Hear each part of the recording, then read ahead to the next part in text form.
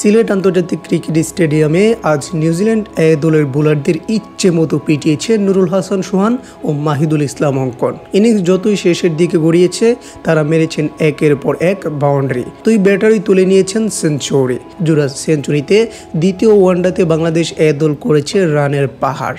সিলেটে আজ জিতলেই বাংলাদেশ এক ম্যাচ হাতে রেখেই সিরিজ নিশ্চিত করবে, আর নিউজিল্যান্ড নেমেছে সমতায় ফেরার মিশনে। সিরিজের দ্বিতীয় ওয়ানডেতে আজ বাংলাদেশ ব্যাটিং তাণ্ডবের রীতিমতো চোখে সর্ষফুল দেখতে থাকে নিউজিল্যান্ড। শেষ 10 ওভারে 2 উইকেট হারিয়ে বাংলাদেশ যোগ করেছে 95 রান। সফরকারীদের সময়তেই ফিরতে করতে হবে 345 রান। টস জিতে আজ ফিল্ডিংয়ের সিদ্ধান্ত নেন নিউজিল্যান্ড অধিনায়ক নিক কেলি। দলীয় 12 রানে ভেঙে যায় বাংলাদেশের উদ্বোধনী জোটে। চতুর্থ ওভারে পঞ্চম বলে পারভেজ হোসেন ইমনকে ফেরান ক্রিস্টিয়ান ক্লার্ক। 10 বল খেলে ইমন মেরেছেন 2-4। উদ্বোধনী জুটি ভাঙার পর ব্যাটিংয়ে নামেন এনামুল হক বিজয়।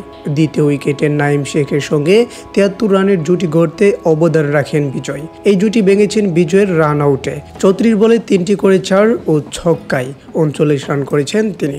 বিজয়ের পর নাইম শেখও ড্রেসিং রুমের পথ ধরেছেন। 16তম ওভারের প্রথম বলে নাইমকে ফেরান আদি আশোক।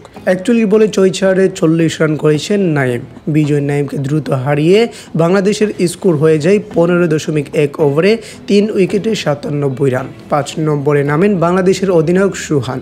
বাংলাদেশের শেষের দিকে তাণ্ডবে নিউজিল্যান্ডের ফিল্ডাররা ক্যাচের একাধিক সুযোগ পেয়েও সেগুলো লুফে নিতে পারেননি। চতুর্থ উইকেটে অঙ্কনের সঙ্গে 225 রানের জুটি গড়তে অবদান রাখেন সোহান।